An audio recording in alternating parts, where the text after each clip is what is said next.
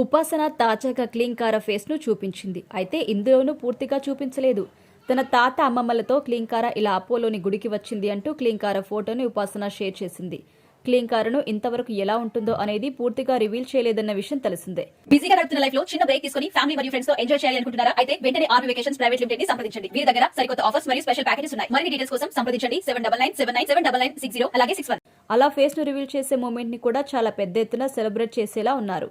ఉపాసన తన కూతురు మొహం బయటకు కనిపించకుండా ఉండేందుకు చాలా జాగ్రత్తలు తీసుకుంటున్నారు.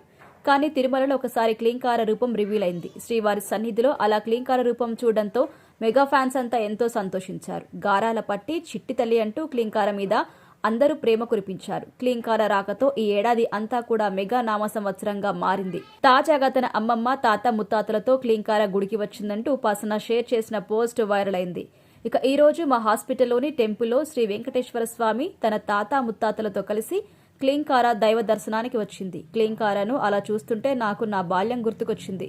ఈ టెంపుల్కి నాకు అవినాభావ సంబంధం ఉంది. నాకు ఎంతో ప్రత్యేకమైంది ఈ ఆలయం. ఇవి నాకు వెలకట్టలేని క్షణాలు. ఓం నమో వెంకటేశాయ అంటూ ఉపాసన పోస్ట్ చేసింది. ఇక రామ్ చరణ్ ప్రస్తుతం బుచ్చిబాబు సినిమాలలో బిజీగా ఉన్నారు. ఈ ప్రాజెక్టు కోసమే గుబురుగడ్డాన్ని పెంచాడు. శరీర ఆకృతి కూడా మలుచుకున్నాడు. సినిమా షూట్లో బిజీగా ఉన్న సాయిధరం తేజ్ 18వ సినిమా టైటిల్ గ్లిమ్స్ లాంచ్ ఈవెంట్కు ముఖ్య అతిథిగా వెళ్లారు. రామ్ చరణ్ కు గేమ్ చేంజర్ సినిమా సంక్రాంతి సందర్భంగా జనవరి 10న రిలీజ్ కాబోతున్న విషయం తెలిసిందే.